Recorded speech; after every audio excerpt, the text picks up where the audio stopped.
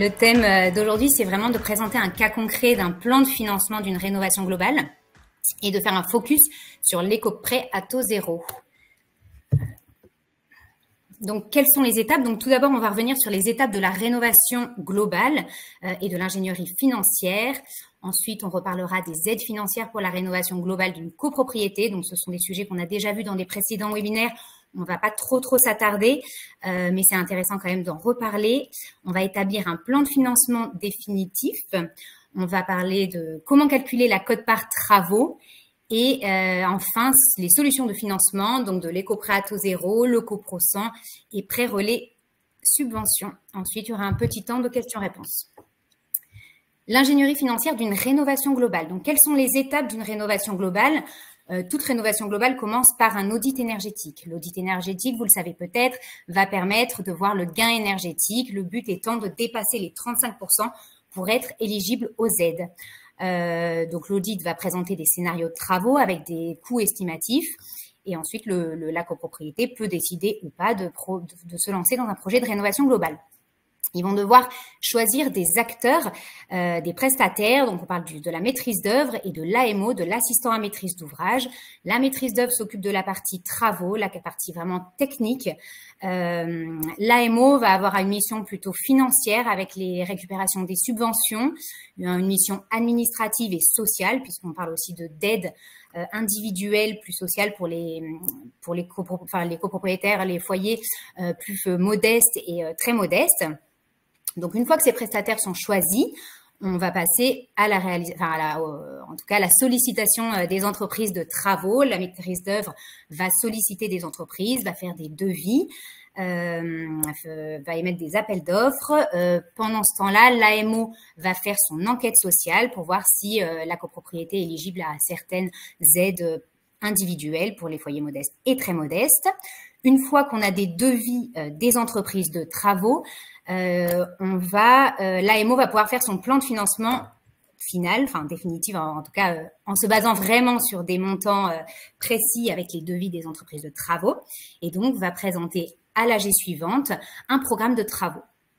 Suite à ça, la copropriété va pouvoir valider un programme de travaux avec des montants et des quotes-parts définitifs.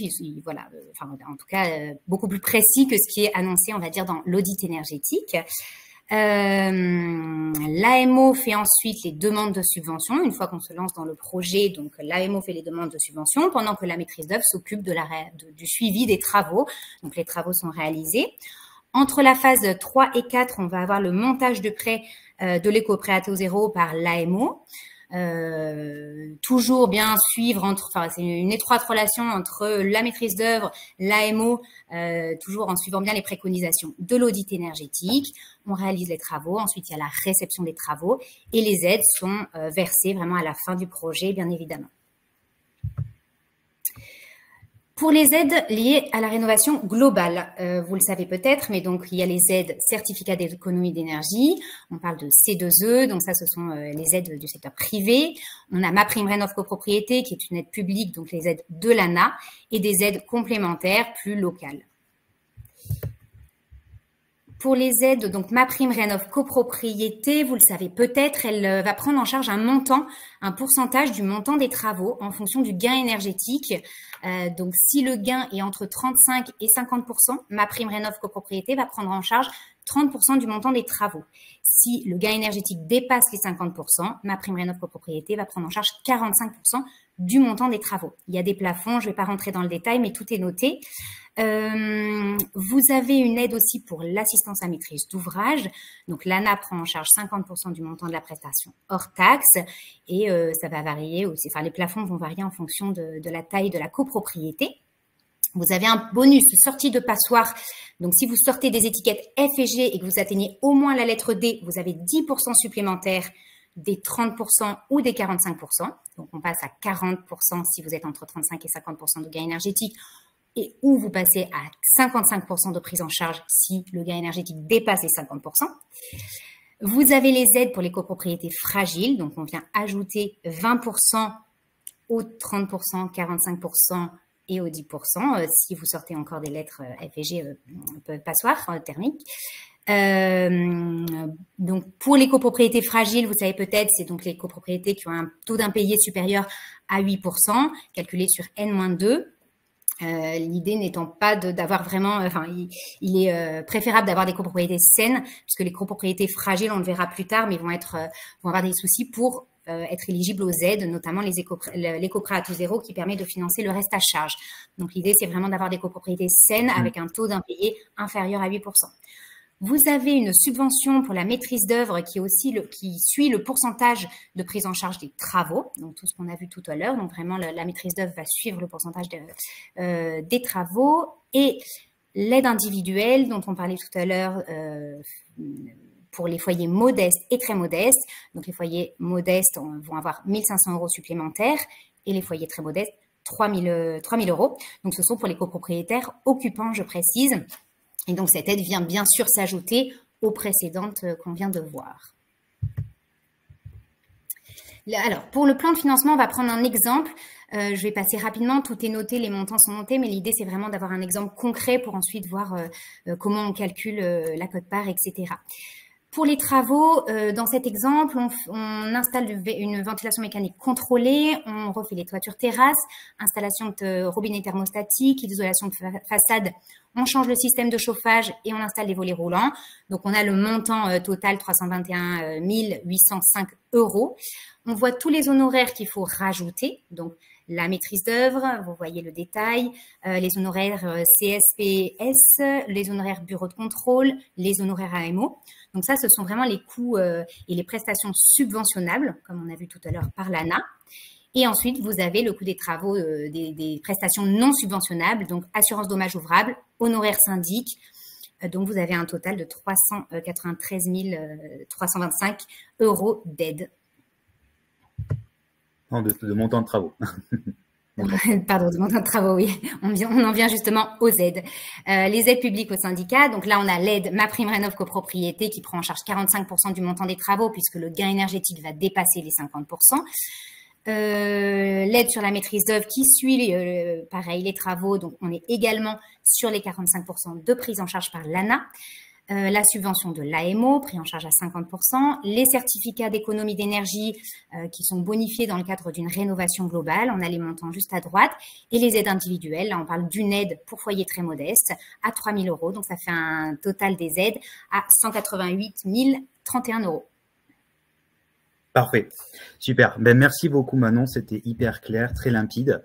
On va rentrer dans le détail. Du coup, là, on vous a présenté les travaux au niveau global et les aides au niveau global. On va rentrer dans le détail en vous expliquant comment on calcule quote-part, la partie des aides aussi au niveau d'un lot individuel et le reste à charge. Donc, on va faire un petit peu de maths, mais ce sera pas très compliqué. Vous prenez du coup, vous avez besoin de votre montant de travaux TTC, les 393 000 €. Vous avez besoin des tantièmes généraux de la copropriété et vous avez besoin de votre nombre de tantièmes qui est afféré à votre lot. Vous allez prendre ce montant de travaux TTC, vous allez le diviser par le nombre de tantièmes totaux et le multiplier par votre nombre de tantièmes. Donc, on vous a mis là, pour exemple, sur une copropriété avec 1000 tantièmes, par exemple, Manon a un appartement avec 50 tantièmes. Sur sa quote-part travaux, elle sera à 19 666 €. À l'inverse, moi, je suis du coup, sur cette copro, le voisin de Manon. J'ai un appartement un peu plus petit avec 45 tantièmes. Je vais payer un petit peu moins de travaux, 17 699 €. Voilà. Sur les aides, eh bien, sur les aides, ça va être exactement le même calcul. Alors, nous, dans les plans de financement, on détaille aide par aide. Donc, on fait montant ANA, montant C2E, aide locale s'il y en a. Mais c'est exactement la même chose. Le total de l'aide, vous la divisez par le nombre de tantièmes totaux et vous multipliez par votre nombre de tantièmes. Donc, pour le coup, là, on était à 180 031 € d'aide collective.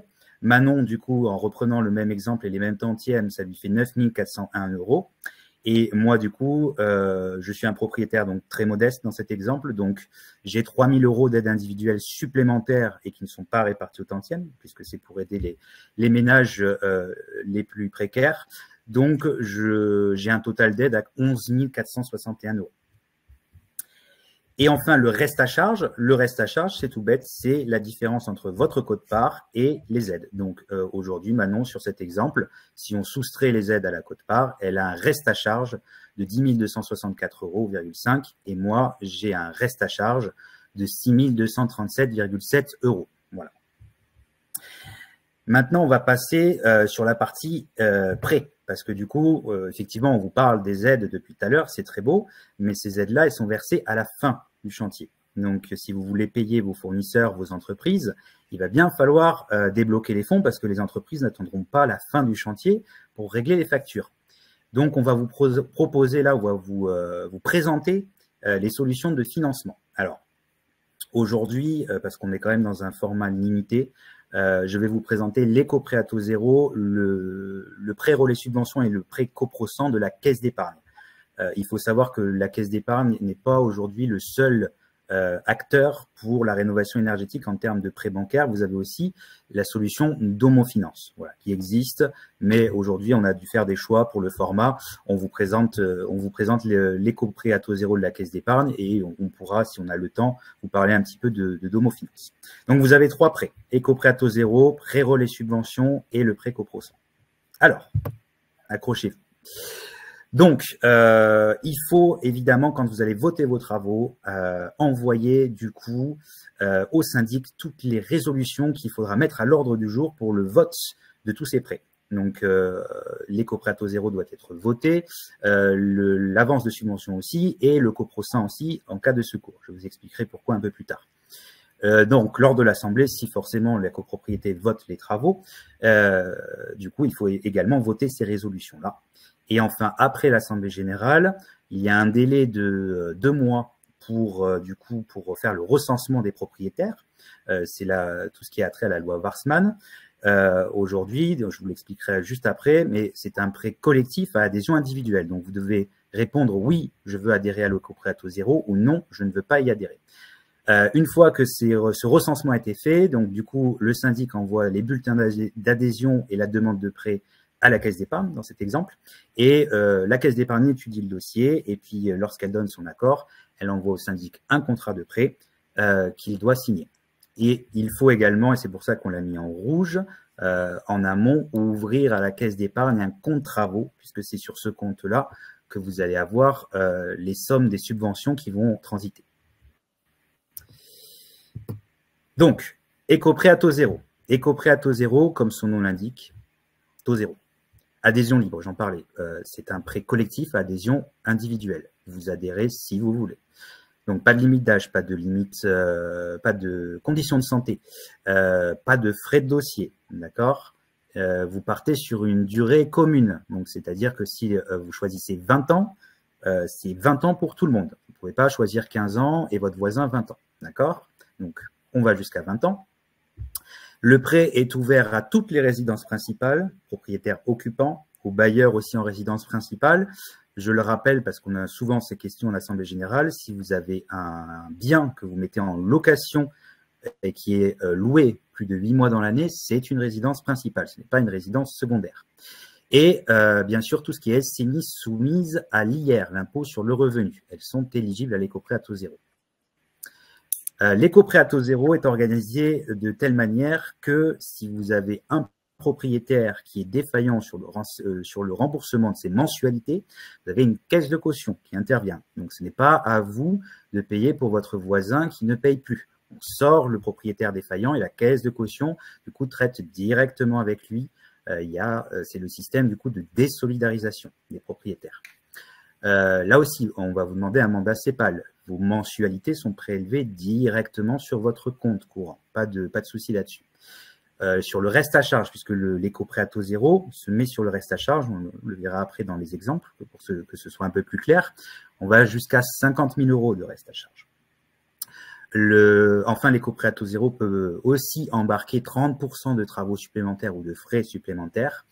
Et c'est l'avantage, c'est la caisse d'épargne qui règle directement les entreprises avec émission des factures qui sont vérifiées par le maître d'œuvre, validées aussi par le syndic et vérifiées par l'assistant à maîtrise d'ouvrage. Donc ça, c'est le premier prêt, c'est le plus important. Bien sûr, il est très beau, mais il y a quand même des cas, des exclusions sur ce prêt. Donc, les débiteurs, si vous êtes à plus de 6 mois d'impayé, vous n'entrez pas dans le prêt à taux zéro. Ce n'est pas possible. Un autre cas aussi, si maintenant ces débiteurs représentent plus de 15% des tantièmes généraux, l'éco-prêt à taux zéro ne s'appliquera pas à l'ensemble de la copropriété. Et ça peut être bloquant pour un projet de rénovation énergétique. Vous avez les propriétaires aussi qui sont malheureusement fichés Banque de France. Ça, bien sûr, on ne peut pas les laisser rentrer. Vous avez les SCI soumises à l'impôt sur les sociétés, à l'IS, contrairement à ce que je vous ai évoqué tout à l'heure, à l'impôt sur les revenus. Ça, on ne peut pas aussi les intégrer dans l'éco-prêt à taux zéro. Vous avez les propriétaires bailleurs aussi qui ont des locaux commerciaux et qui exploitent leur activité, ne peuvent pas rentrer dans ce prêt. Et enfin, les résidences secondaires, du coup, occupées ou louées moins de 8 mois dans l'année. Donc ça, tous ces cas-là ne peuvent pas rentrer dans ce prêt-là. Et enfin, vous avez des cas particuliers, on nous pose souvent la question, comment ça se passe en cas de décès? Alors, en cas de décès, du coup, c'est simple, les mensualités rentrent du coup dans la succession, donc c'est aux héritiers du coup de continuer à régler ces mensualités comme toute dette ou comme tout prêt, ou de la solder directement. Que se passe-t-il aussi en cas de vente? On a beaucoup de questions sur comment je fais si je vends. C'est très simple, si vous vendez, votre syndic va vous sortir un document qui s'appelle un état daté. Sur cet état daté, vous avez votre capital restant dû, ce qui vous reste à payer sur l'éco-prêt à taux zéro. Ce document va chez le notaire. Et le notaire, du coup, sur le montant de votre transaction, va prélever ce qui vous reste à payer sur l'éco-prêt à taux zéro. Donc, mettons que vous vendez votre bien à 200 000 euros, il vous reste 10 000 euros d'éco-prêt à taux zéro. Le notaire va ne vous reverser que 190 000 euros. Et les 10 000 euros vont servir à solder le prêt. Le deuxième prêt relais subvention, il a à peu près, voilà, il n'y a pas trop de difficultés sur ce prêt-là, il vient avancer les aides. Donc 100% des aides publiques et 70% des aides individuelles. Alors, contrairement à l'éco-prêt à taux zéro, il n'est pas à taux zéro. Aujourd'hui, on est sur un taux qui avoisine les 4%, 3,99 par an. Donc, ce prêt, il dure 3 ans maximum, c'est-à-dire que pour 10 000 euros empruntés, chaque année, vous paierez 399 euros d'intérêt. Voilà. Donc, ce prêt, on le verra, il se déclenche le plus tard possible et on essaie de le solder le plus rapidement possible. Il se solde avec le versement des aides qui, je le rappelle, arrivent à la fin. Et enfin, le coprosan. Je vous évoquais le coprosan en prêt de secours. Si vous voulez, le coprosan, il a un peu les mêmes caractéristiques que l'éco-prêt à taux zéro, mais celui-ci peut embarquer les travaux non éligibles à l'éco-prêt à taux zéro. Donc, en général, on le met toujours en résolution de vote. Comme ça, au moins, si on a besoin de l'utiliser, il est là, il est déjà voté. Vous voyez, par exemple, là, j'ai fait voter un projet de rénovation énergétique. Il y avait des travaux d'ascenseur pour plus de 300 000 euros. Et du coup, ces travaux-là peuvent tout à fait rentrer dans ce prêt ici. Et du coup, le coprosan peut aussi embarquer les résidences secondaires. Voilà, et on va terminer avec cette slide pour vous expliquer un petit peu plus en détail comment fonctionne du coup au niveau de temporalité et process tous ces prêts. Donc, tout en haut, vous avez le vote des travaux, vos travaux sont votés. C'est très bien. Il faut après faire tout le recensement que je vous évoquais tout à l'heure des propriétaires. Il faut effectivement aussi, si vous avez des soucis sur la copropriété avec des impayés, il faut faire une mission de désendettement pour ne pas laisser les propriétaires sur le carreau parce qu'il faut essayer d'embarquer le plus de monde possible. Voilà. Nous, aujourd'hui, sur ces missions-là, en interne, nous ne les réalisons pas. Nous avons un partenaire financier, aujourd'hui, Finance Copro, qui s'occupe de cette mission. Donc, une fois que les travaux sont votés, cette mission aussi est votée et Finance Copro intervient avec nous. On travaille main dans la main pour que, justement, les dossiers puissent être construits le plus rapidement possible. Donc, la première étape, c'est les fonds propres. Les fonds propres, qu'est-ce que c'est? C'est les propriétaires. Mettons que Manon, là, vous voyez, elle a une quote-part de 19 666 euros et elle nous dit « Je n'ai pas envie de rentrer dans l'éco-prêt à taux zéro parce que j'ai les fonds. » Très bien. Et bien, du coup, le syndic va demander à Manon ces 19 666 euros à verser du coup, directement, donc sur la quote-part. Donc, pour ne pas perdre de temps, en général, les syndics font 1, voire 2 appels de fonds maximum. Si Manon n'a pas de souci, si elle a ces fonds-là, elle peut les verser directement. Mettons ensuite que moi, j'ai donc 17 699 €, là, comme vous pouvez voir dans l'encadré, mais je suis en impayé. Donc là, c'est beaucoup plus compliqué. J'ai déjà des impayés sur mes charges de copropriété. Il va falloir que je sorte 17 699 € le plus rapidement possible. Et pourquoi le plus rapidement possible? Parce que la caisse d'épargne sur l'éco-prêt à taux zéro ne le débloque qu'une fois que le syndic a 100% des fonds propres. Donc, si moi, je suis en impayé, il va falloir que, pour pas bloquer tout le monde, que je puisse avoir versé ma quote-part. Voilà, donc tout l'intérêt du travail de désendettement en amont.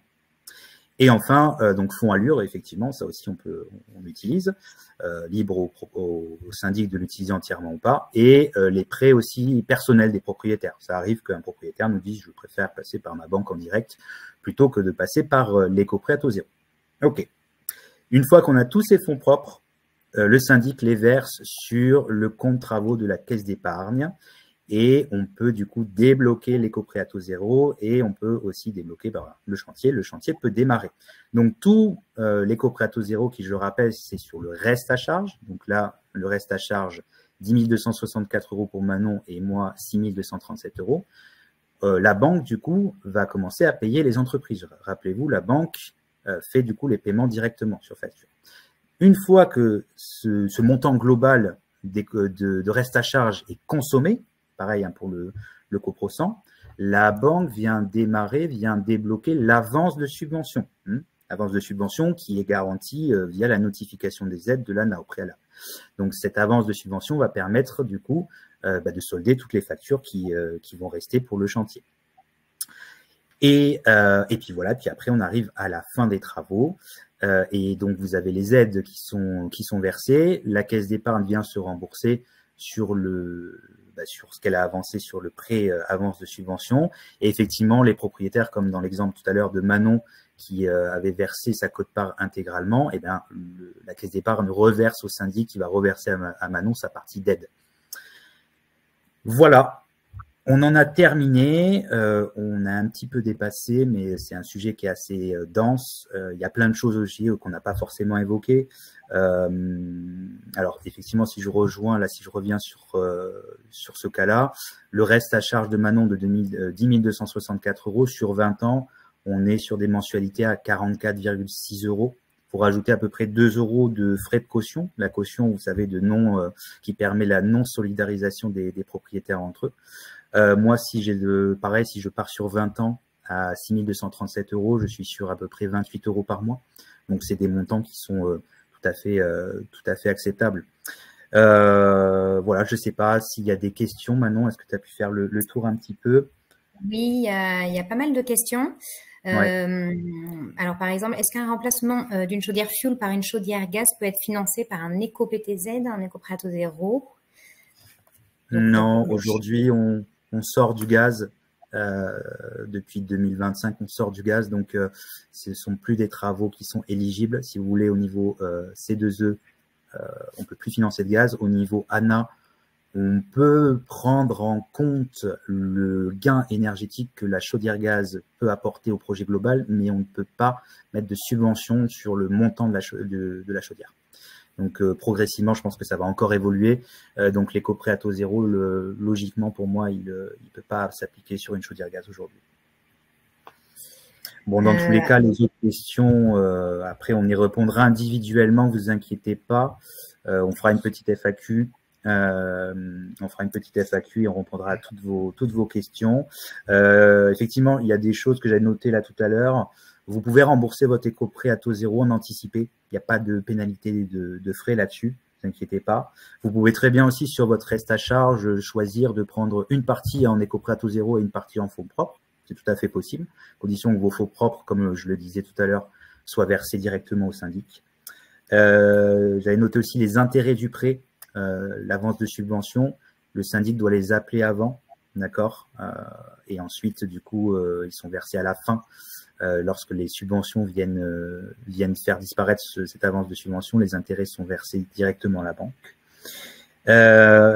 Et les intérêts aussi pour les bailleurs sont déductibles. Bon, là, on rentre dans des questions fiscales, mais ils sont déductibles. Voilà.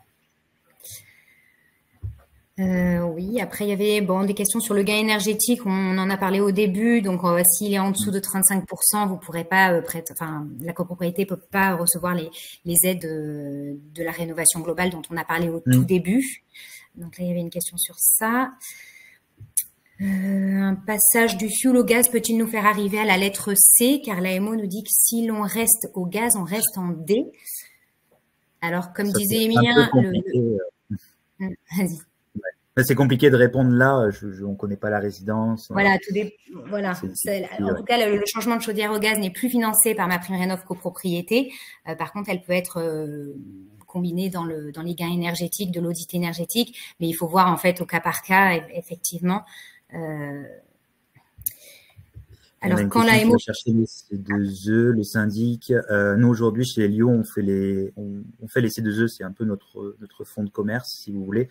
Donc les primes C2E, c'est directement nous qui nous en occupons. Voilà.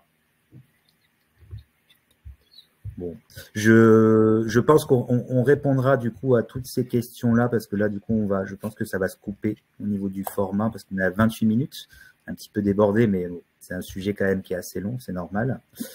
On notera toutes ces questions et puis comme d'habitude, on y répondra lors d'une FAQ. Et vous aurez un point sur Domo Finance, oui, si vous voulez. Alors, c'est vrai que j'avais dit que j'en parlerai. Alors, aujourd'hui, Domo Finance a un prêt qui est différent. C'est le Domo 100. Bon, je le maîtrise beaucoup moins bien que celui de la Caisse d'épargne, mais vous avez qu'une ligne financière. C'est-à-dire que pour l'instant, il est en il est à taux zéro sur la quote-part. Il est en taux zéro sur la quote-part, donc vous n'avez qu'une ligne. Mais normalement, en septembre, le produit va sensiblement ressembler à celui de la Caisse d'épargne. Voilà. Ok. Eh bien, écoutez, je pense qu'on va clôturer l'événement et on va prendre toutes ces questions-là et puis on y répondra et vous aurez les réponses. Vous recevrez du coup par mail le replay, les slides et les réponses du coup à toutes vos questions dans la semaine qui vient. Voilà. Très bien. Eh bien, merci beaucoup. Merci pour avoir été présent pour ce sujet-là. Et puis, on vous fait un retour rapidement. Merci beaucoup. Bonne journée. Merci. Au revoir à tous.